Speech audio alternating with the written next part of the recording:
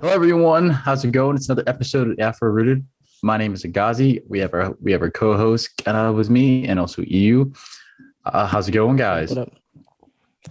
What's up, Agazi? We're doing Happy to be well. here, man. Welcome, welcome.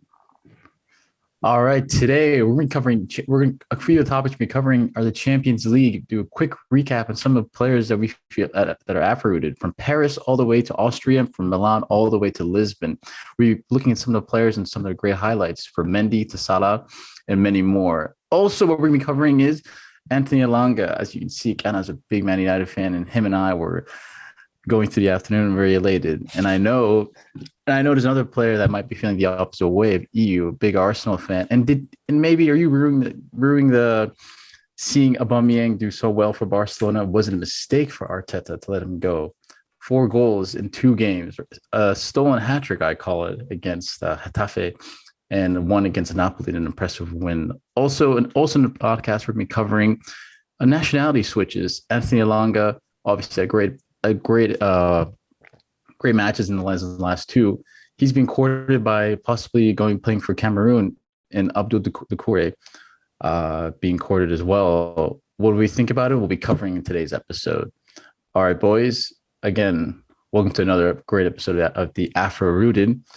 Let's start with the Champions League. Or what was some of your picks of the game? What games did you watch, and do you want to highlight, and which players?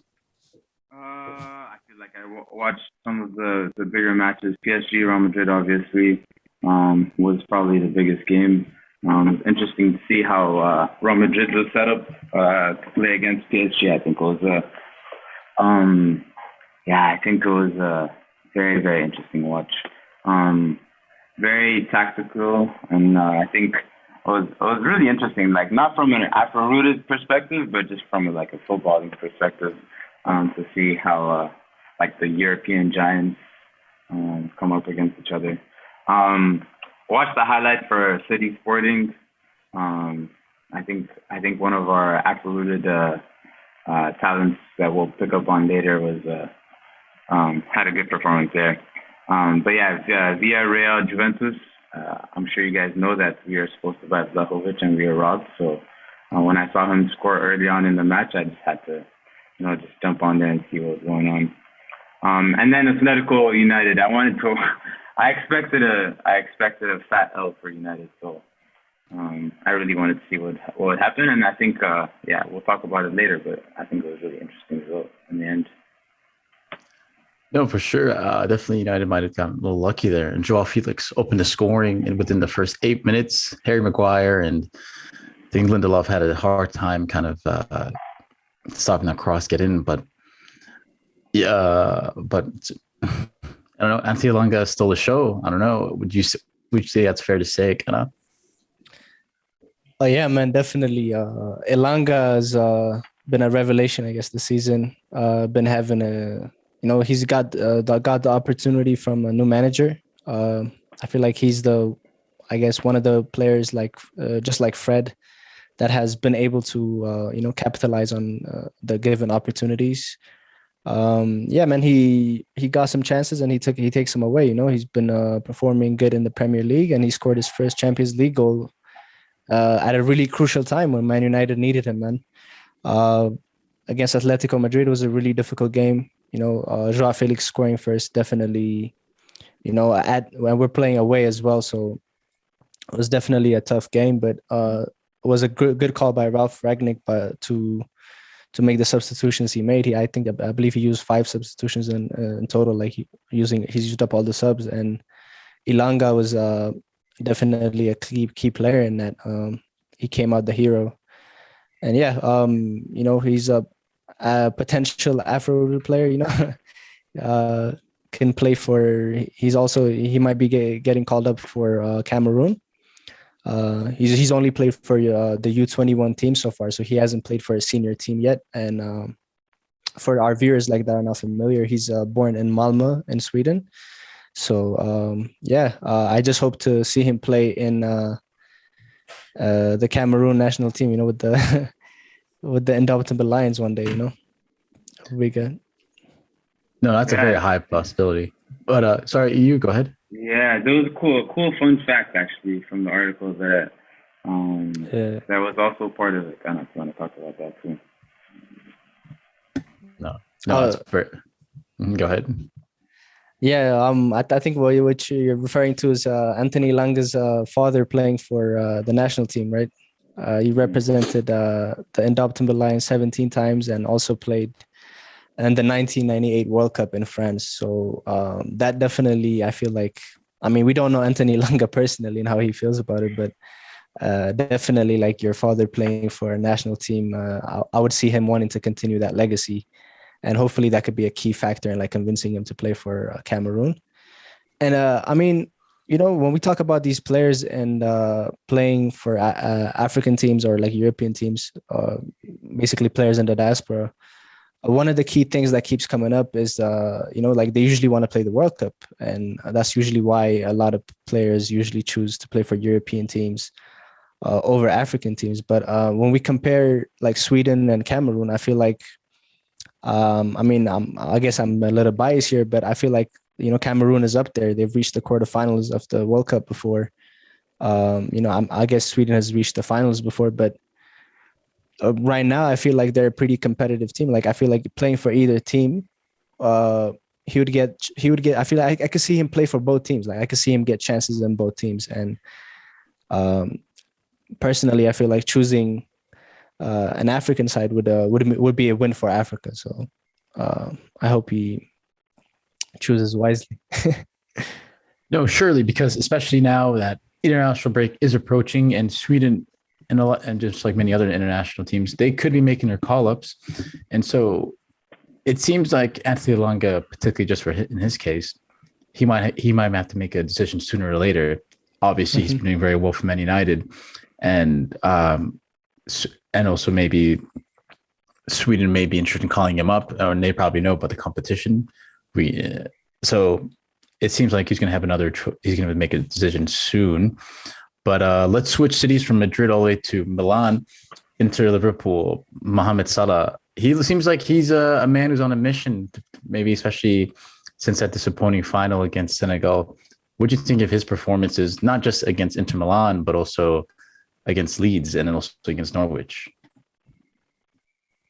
Yeah, I mean, I think we heard Klopp saying that the final took a toll on Salah and that he's come back a different person. So as you'd imagine, like I feel like he's the type of player that has the mentality to actually go for games and trying to make an impact. Like I think he has to win something if he wants to be in the race for the Ballon d'Or this year. I think he's got to win a trophy. So I think Liverpool's in a good position, both in the Premier League and the Champions League.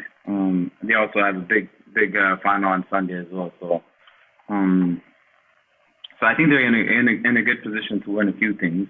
And I think he's been key. Obviously, a lot of he's supported by a lot of good teammates. I saw a stat recently this week that says that showed that Liverpool has the top 3 scorers and top 3 assisters in the Premier League. They also have the most goals. I think it was second most passes after City.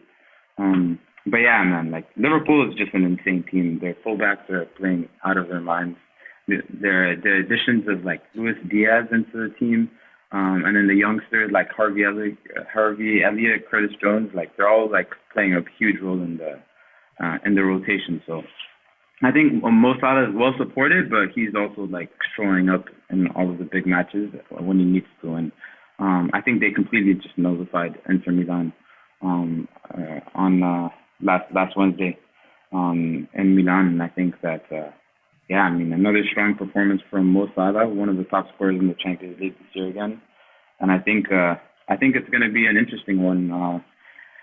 See how far they can go and how far he individually can go as well. Like he's three goals off Haller in the Champions League, so I think it's definitely something that he'll be looking at moving forward, trying to catch up on goals to win the Golden Boot, and then see how far Liverpool can go for sure. You talked about good teammates, and it seems like Liverpool have more from the outside. Just looking at, they have very, very strong connection and energy. And I don't know if you heard about this, but there was an article in the Mirror where it talked about Sadio Mane making a great gesture to Mo Salah.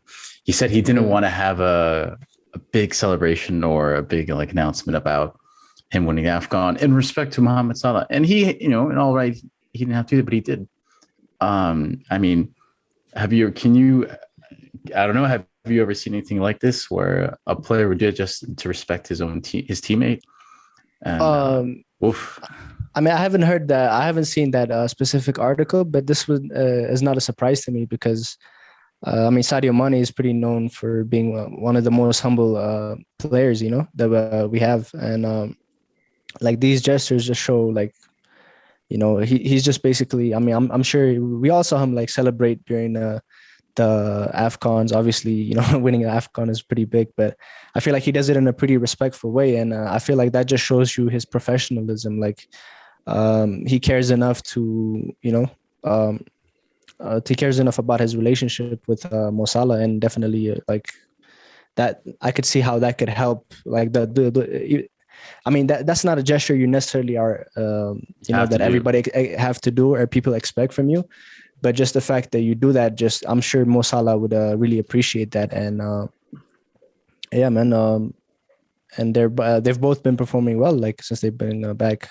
I know Sadio Mane hasn't scored like last game, but Mo Salah, speaking of like his performance, we're just basically, it's just another day, another goal for Mo Salah. Like that's become the norm, and it just shows you his consistency, and he's he has a very shows you the longevity of his career. Like it's going to be pretty long, and they're both, I feel like at the time also where it's like they're kind of like at their peak, 28, 29, their ages.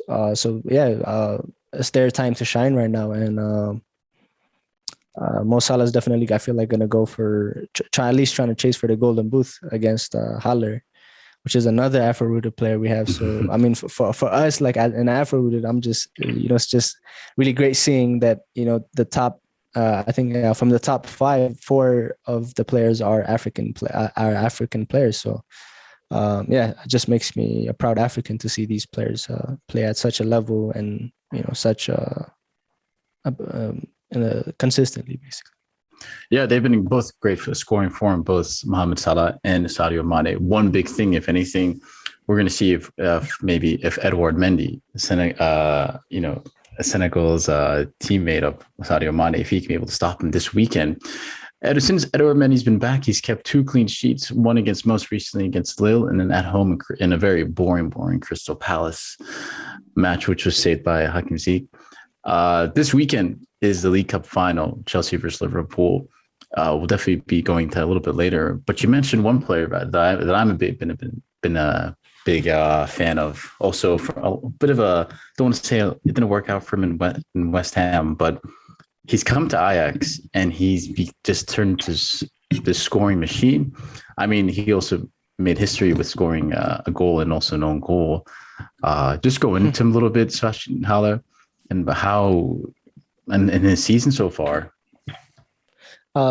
Sebastien Haller, man. I mean, I guess we could say this is his breakthrough season, to be honest with you.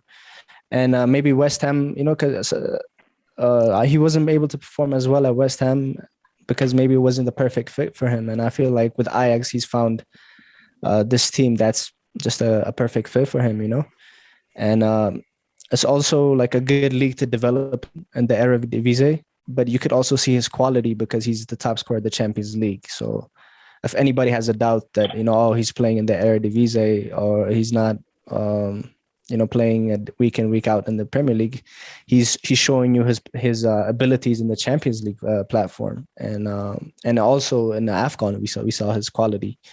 So I feel like this is his breakthrough season, but definitely his longevity is yet to be seen. And I'm excited to what's to come for him.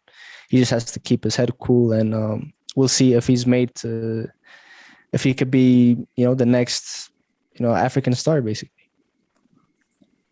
One thing, I wanted to get your perspective sometimes, but not sometimes, but for this one is that one thing is that they say that in Holland that a lot of the defenders, mostly that the style of Dutch is that it's much more attacking forward. It's much more, tiki-taka. And the defense is a little bit neglected where they have a lot more youngsters, 19, 20-year-olds. Case an example a few years ago was De Ligt. He was 18 starting for Ajax and then 2019 Champions League season. Do you think it's maybe, because I think I'm reading he's in double digits for the season in the Eredivisie. So do you think it's too easy for him there compared to the Premier League? You? That's a good question. I don't know. I also will caveat that we're not Dutch experts. The Dutch league, yeah. But I guess, like as Kana said, like he's playing in the Champions League and he's playing well with it in the Champions League. So I think that shows that he has quality. I think it's definitely been an adjustment after like probably what would be called a failed big move. I think he was like one of the probably isn't he like the record transfer for West Ham when he went? I think he was. Yes. So not being able to hit the ground running when you go to the Premier League, I think is definitely something that would catch people's eyes. And coming up is going to be a huge striker summer. So you might throw in Haller for he might be one of the players that a lot of teams are looking at as a backup, like a third player leads. Because like teams like Leipzig are probably going to let go of Nkunku. You'll probably see like teams looking at Rafael Leao and stuff like that. So I think there's definitely a space for him, and I think I wouldn't say that he's like you can. I don't think that the Dutch league is big enough for him to actually make his name on that. I think he's definitely going to have to go to different leagues and make a bigger impact on a bigger stage. But I think this is a good step for him now. Like I think he's starting to develop as a player and as a striker, and I think it's going to be interesting to see how high his ceiling is because right now he's looking really good. And speaking of defenders. The first goal for Ajax was assisted by a Moroccan fullback called Mazraoui, who didn't go to AFCON. Obviously, like Morocco have probably the best right back in the world as their starting right back. So it's tough to compete with him, but it looks like Mazraoui is being linked to it, like Barcelona for the summer. So I would keep an eye out for him. So. I think he's a good talent for sure. No, definitely, man. We should push for that. No, yeah, that's great. All right, we're gonna take a quick break, and we'll be right back for part 2. All right. Welcome back, everyone, and back to part 2 of Afro Rooted. I'm Agaazi, Kenea, and you. We're all here to kind of digress. And again, part 2, what we're going to talk about is another shocking, or not say, great performance from RB Salzburg. Again, the first leg back in Austria, Salzburg scoring the first half, but in the second almost close to full time, Coman steals away a goal from Salzburg. So it's 1-1. They head to Munich in 2 weeks' time, I believe. But there's a few stars that stuck out for the Salzburg team, this very young team. Tell us about them. Oh, sorry, Kenea, I'm sorry. Yeah. All right, man. For Salzburg, I mean, one of the obvious standouts was Adamu. Junior Adamu was a U21 Austria international, but he was born and raised. I mean, he was born in Kano, Nigeria, and he's also another player, just like the Elangas, the undecided players for the future national teams. And again, Adamu will have the opportunity to either play for Austria or Nigeria, which is not a bad choice to have because Nigeria is one of the top countries in the world, I guess. I mean, we'll have to see who he chooses again. But he was a standout because of his. I mean, because he scored. And another standout player on that game was Mohamed Camara, defensive midfielder from Mali, which we saw in the AFCON. And he won man of the match against Bayern Munich, and he stood out for a lot of people, and especially for me as well, because of his like defending abilities and also his abilities to transition from defense to offense, which makes him a great central defensive midfielder. He had time and time like he kept on delivering super nice through balls for Karim Adeyemi, which sadly they weren't able to convert those chances, but he played a key role in giving service and also like holding off the midfield. It's not easy to hold off people like Muller and all these stars, and you know what I mean. I feel like that's why he got man of the match, is because he was able to do the job that day, and definitely an African talent to look out for in the future as well. And defensive midfielders usually, it's very hard for them to shine.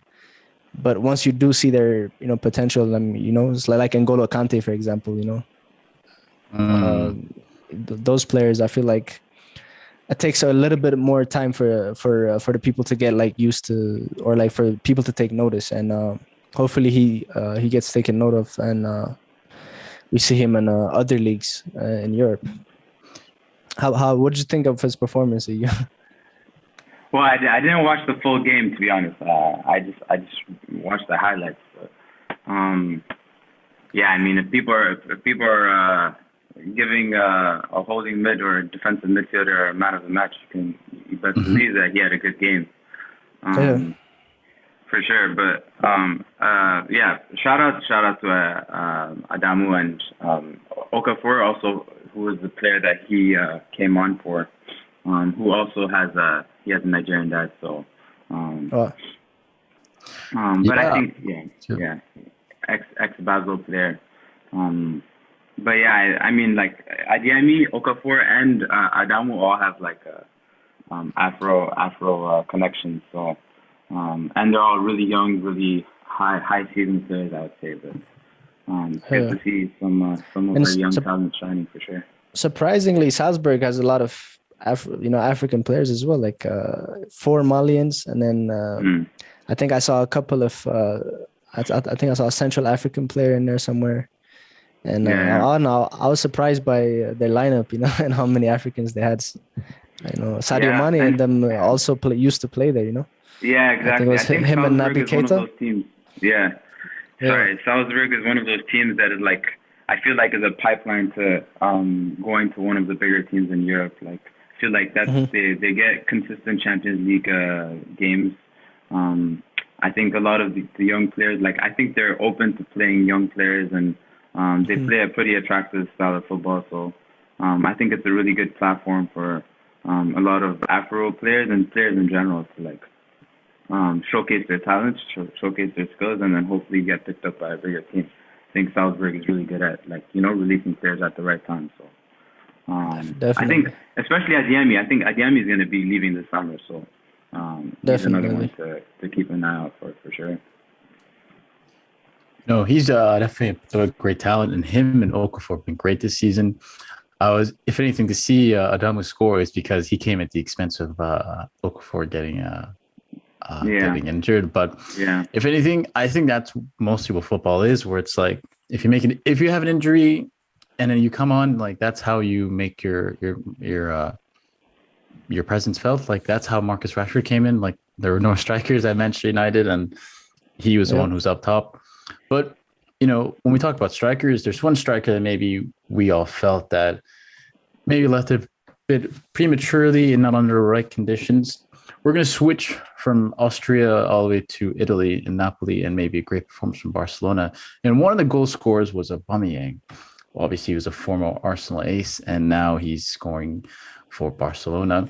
What did you think of, I guess, Barcelona versus Napoli, and they made it through, but also his performance so far for Barca? I think he's been looking pretty good, actually. I think a good amount of the transfers that they brought in January are all looking pretty solid. Traore is looking really good, and Ferran Torres also. So I think shout out to Aubameyang, man. Like props to him for actually making an impact. I think the hat trick the other week was definitely not a hat trick, but Other than that, it's good to see him perform well. Like despite how it ended, I think he was a great player for us.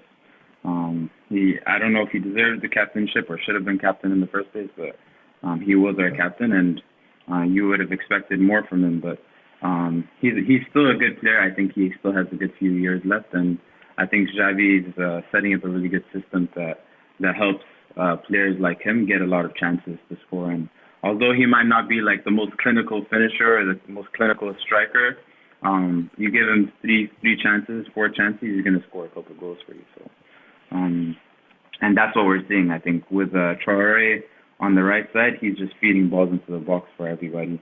And I think he was one of the assisters for one of Oba's goals. So, yeah, I mean, like he's always gonna get. Like I feel like Oba is a striker that you give him chances, he'll get you enough goals in the season that you expect. So, it's good to see him perform well, but Arsenal doesn't really look like they're missing him, do they? Yeah, I don't know if it's the camera quality, but I can definitely see a few tears coming down. But Kenea, what did you think? Were you able to catch that game or some of the Europa League games? I was able to watch most of the I watched the game, but like on a highlight for the Europa League, and I think I was able to watch the La Liga game, and yeah, man, I was really impressed by how Aubameyang has been playing recently, and I feel like he's found back his form. You know, like this is the Aubameyang we know, and it's nice to see him get back on top again, or so to say. And I feel like just like Eyu mentioned earlier, Xavi is building a pretty big team or a pretty good team, given the circumstances of Barca. And we all know that they have financial issues, especially after COVID happened. They were forced to release Messi, and they had to offload some of these big players, and kind of felt like Barca was losing their way in a way, because I feel like they felt pretty bad, especially for a team of their stature. And the recovery, I think what we're witnessing currently is the recovery of that team. Definitely great signings by Xavi with Adama Traoré, Ferran Torres, and Aubameyang. And I feel like, these are players that are right for the job, and at the same time, players that you could get given your resources. And I feel like he's doing great with that. So yeah, shout out to Xavi. But yeah, moving on to, bringing you closer to Africa and Aubameyang. I feel like the separation, or like Aubameyang leaving is good for both Arsenal and Aubameyang, because Arsenal now they can move on with him, and like you said, they're moving on. They're getting maybe like there was something wrong with. I think we've mentioned this in a previous podcast. There was something that wasn't right with Arteta and Aubameyang. So I feel like this transfer benefited both Aubameyang and Arsenal. So I don't feel like it's Arsenal losing a great striker. Well, they are losing a great striker, but the circumstances that he was in, like it wasn't going to work there, So I feel like it's a win-win situation for all in this case. Yeah. I think it frees us up. I think everyone knows that Arsenal are planning to have a big summer. So I think this allows us to free up the funds so that we can actually attract because Lacazette's contract ends this summer and Ketsa contract ends this summer. So I think this frees us up to actually bring in more talent and then focus on having fewer players that we can rely on than players that are going around gallivanting around Europe and Paris. So, I would definitely, I'm not a big Arsenal fan, obviously, but I would definitely love to see some African players in there, though, because I feel like that would be a good team to showcase your talent, and actually, if you do something great there, I feel like it will be visible now, And I would definitely love to see a couple of our Afro Rooted players there. Yeah, so I'm sure everyone that watches this or follows football knows that Arsenal's probably top target or top 2 targets. One of them is Afro Rooted in Alexander Isak, so air chain defense, so Swedish player, but it would be great to see him actually. I'm all for it. See someone that looks like me play for Arsenal. We've only had one in the past, and he Gideon. He didn't work out. Yeah, Gideon Zidane. But yeah, it would be dope to see him there. So yeah, hope so. Definitely. Well, mutual beneficial is great in terms of Aubameyang and Arsenal. Barcelona were able to get a 4-2 win in Naples, and then Arsenal also able to get a win at the Emirates last night against Wolves. Lacazette and Pepe combining to get them that 2-1 win and push for fourth. But in our last segment, we're going to talk about one player who's also playing in the Premier League, but maybe on the opposite side of the table, Abdoulaye Doucoure. This is actually new news. I believe it's you or I know one of you guys brought it up to me, where it's like he's considering switching or has already switched to Mali? Is that correct? Yeah. Nuhu Adams, shout out to Nuhu, who's pretty much my Fabrizio Romano, like the African Fabrizio Romano. He announced, I think it was on the 23rd, that he's actually declared for Mali. He is a bit older. He's 29, Doucoure, but this means that he'll already be ready to face Tunisia for the World Cup playoffs. So I think the timing is really great for Mali, and he's a huge Premier League talent. I think a lot of teams were looking at him a few years ago. So it's huge for him and huge for Mali. And then, yeah, also on the same note, Nkunku also, I don't know if everyone has seen this, but he also declared for Congo. So but Thomas, that's another one. Nkunku, I feel like that one is like that one. It's a solid one, man. That's pretty big for DR Congo, man. A player of his stature, 24 years old too. Yeah, and I think he's at the peak. He's at the peak of his talent so far. So yeah, well, I feel like he's like definitely going up. Like I don't know about him. Not at the peak, maybe. Like peak yet, but hopefully it's not his peak. You know what I mean? So far, the peak so far, like this is the best. Oh yeah, definitely best form of his life, definitely. Yeah, best form. Yeah. But yeah, talking about Nkunku, I feel like that could be like the tipping point also for DR Congo, because we were making a list of African players, and going through that list, you see a lot of players from the DR Congo are spread out throughout Europe, especially in Belgium, France, surprisingly in England and Germany as well.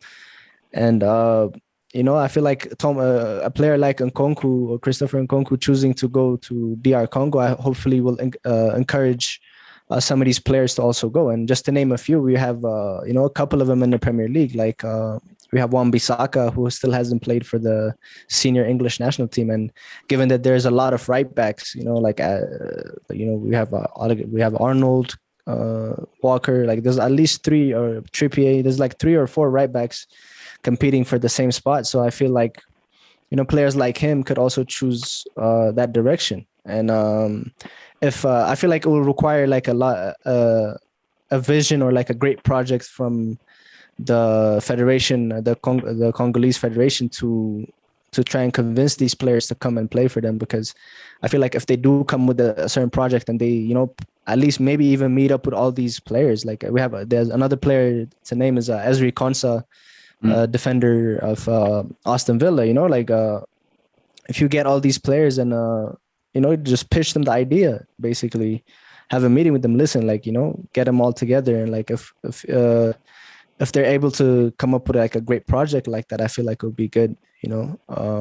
We could definitely see an African giant rise up, basically. Yeah. And finding a coach that could make that happen as well would be key. Because you could get all these stars, but if you can't make them play well together, it's not going to be viable. It's interesting. It looks like Mali is also, pushing for Konate, which would be tough, I feel like, to convince him, and Moussa Dembele for like the Lyon striker as well. So it would be interesting to see if they could pull that off. We'll see. Time will tell. But it's good to see. It's good to see the trend of players actually committing to African countries. So. Yeah.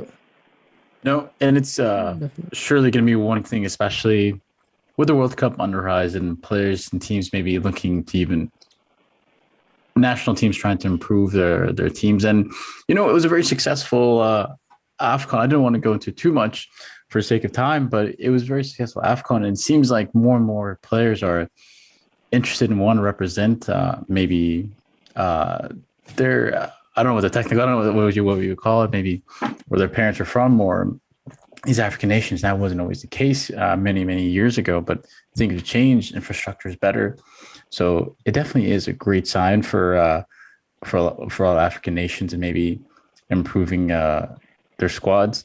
As we're running out of time, any lasting messages or any points you want to bring out to you guys? But you go first. Not really. Just keep an eye out for Arsenal. Nico Pepe is a different man after AFCON, so keep an eye out for him. But yeah, just enjoy your football. Great. And how about you, Kenea? What are you going to be watching this weekend? This weekend, I'm going to be watching as many games as I can to see our potential Afro Rooted gems, Premier League games for sure. I'm going to be diving into trying at least to dive into more like the La Ligas and other leagues that I have been kind of neglecting. So I feel like maybe I'm gonna focus on that. But yeah, man, I just want to see this trend continue of African players choosing to play for African teams, and hopefully this is the start of a wave of players coming in, I guess. Well, if you want one game recommendation, I do recommend to you guys and also to our listeners, Al Ahly versus Mamelodi Sundowns, CAF Champions League. Ooh. It's a big game. I think I forgot his name. He was a former manager of Mamelodi. Now he joined Al Ahly. But it's it's the group stage phase. The game's at 2 p.m. Eastern time, and then I think it would be 9 or 10. I think East African time. As well, so definitely, if you have some time, definitely check that game out. CAF Champions League group stage match. Definitely, man. We have to watch the Sundowns now since our boy, golden boy, Abubakar Nasser is going to be playing there. So it'll be African champions. Has he made his debut yet? No, he's playing in Buna right now. Oh, never mind. Let's see. He's finishing off the year here, and I think I've sent you guys like an interview, maybe like if you guys have time, you should check it out. There was an interview done by Ethiopian journalist for our audience. What's his name? Mansour Abdul Kani, and it just covers pretty much in detail the transfer of Abubakar Nasser, and the only thing left for him to do is, it's pretty much done deal, but he has to negotiate personal terms as well. I feel like the transfer part of it is done. He has to negotiate the personal terms, and he's pretty much waiting for the summer transfer window to come, and it'll pretty much be done. So, yeah. Perfect. All right. That's great news. All right. Thank you, boys, very much for another great episode of the Afro Rooted. And thank you very much for listening. Obviously, don't forget to like, share, and subscribe. Also, please follow our socials. Comment below. So what do you want to hear? Any questions or any if you disagree with some of our points from the boys and I. So, yeah. All right. All the best. You guys take care. Take care.